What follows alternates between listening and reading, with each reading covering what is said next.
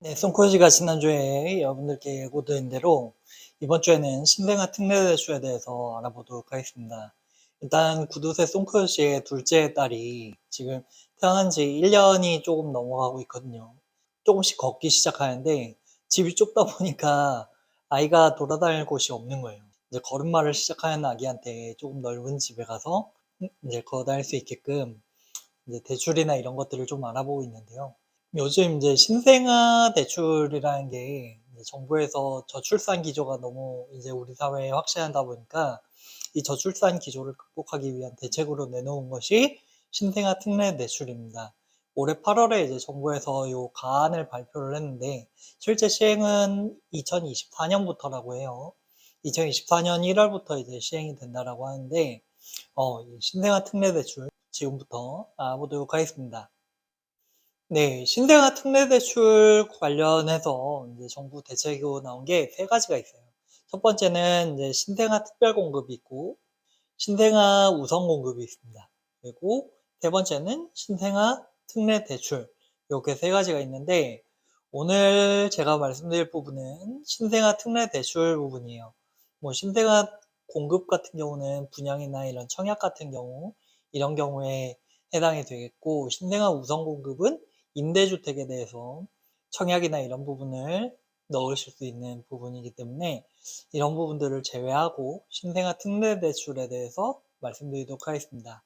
신생아 특례대출로는 디딤돌 대출하고 버팀목 대출 이렇게 두 가지가 있어요. 근데 이번에 신생아 특례대출 관련해서 요건이 완화된 부분 때문에 이런 부분들이 좀 적용이 되고 있는데요. 네, 내년 1월부터 적용되는 신생아 관련된 특례대출 어떤 혜택이 있느냐? 공고일로부터 2년 이내에 출산한 무주택 가구 대상으로 이 특례대출이 지원이 되고요. 5년 동안 5년 동안 굉장히 저렴한 이자로 대출을 지원하는 이런 장점이 있습니다. 2023년 1월 1일 이후 출생한 부모라면 내년까지 이제 신청이 가능하고요. 기존에 아이를 낳았는데 추가로 또 아이를 낳는다면 아이 한 명 출생당 0.2%씩 이자를 할인을 더 해준다고 합니다.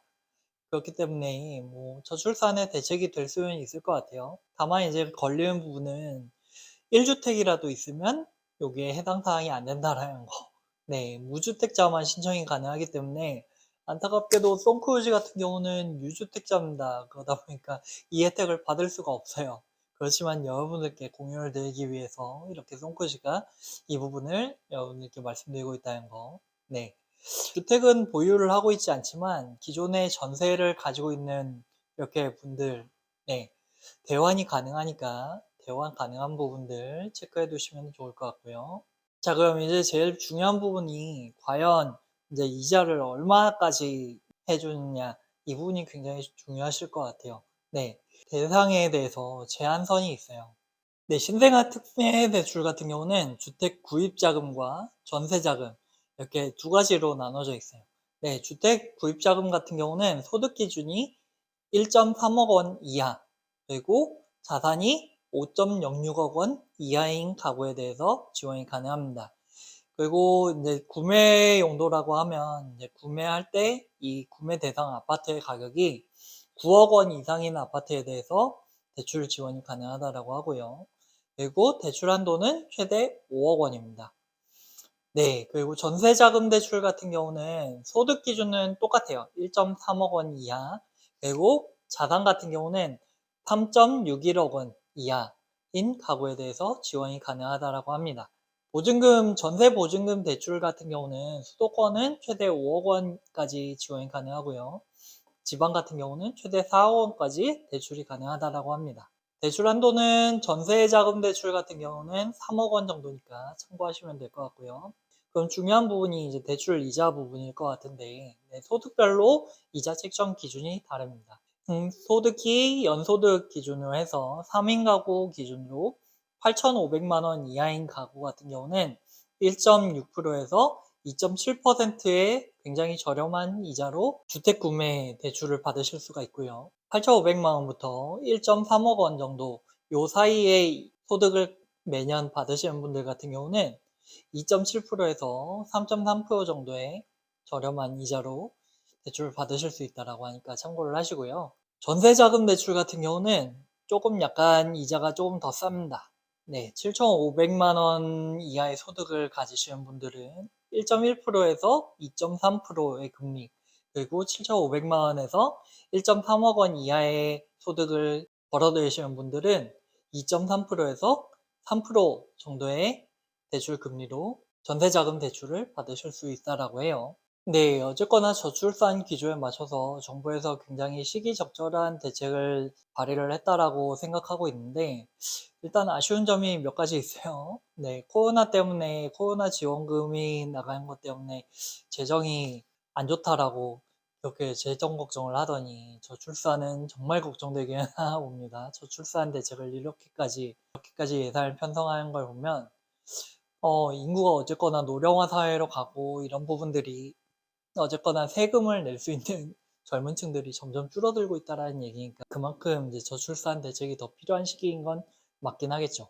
그리고 또 한 가지 아쉬운 거는 이제 공고일 기준으로 2년이라고 하면서 2023년도에 태어난 아기들은 지원이 되는데 2022년도 하반기에 태어난 아기들은 지원이 안 돼요. 네.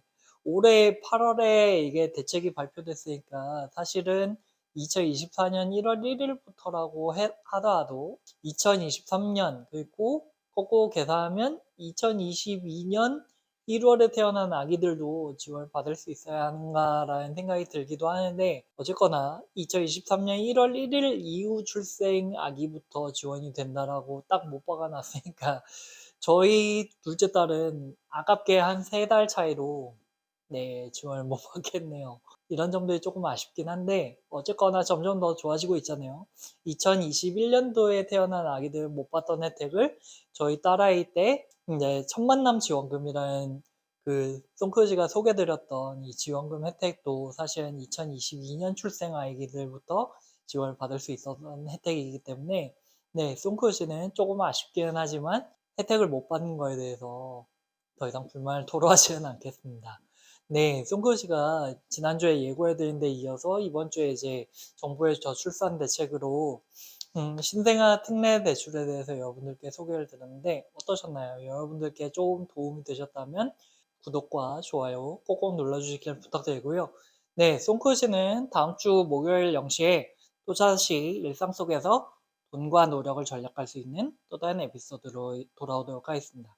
그럼 일주일 동안 여러분 모두 건강하시고요. 언제나 그렇듯이 여러분의 구독과 좋아요가 구도새 유튜버에게는 다음 에피소드를 이어갈 수 있는 큰 힘이 된다는 거 잊지 않으셨으면 좋겠습니다. 그럼 모두 안녕히 계세요.